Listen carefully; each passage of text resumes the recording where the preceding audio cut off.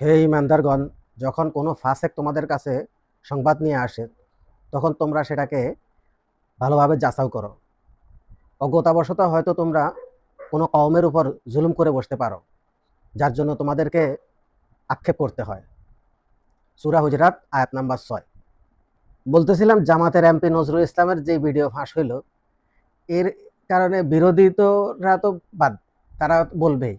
পক্ষের যারা আছে তারা কি সেটাকে যাচাই করছেন?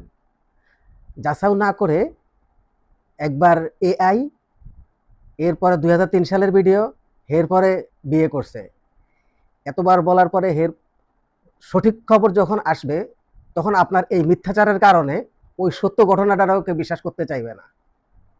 তার কারণ আপনি এই যাচাই না করে মিথ্যাটা গুলা বারবার বলার কারণেই এই অবিশ্বাসটা দলের উপরে, এই জুলুমটা তৈরি হইল, এবং এর জন্য আপনাদেরকে আক্ষেপ করতে হবে।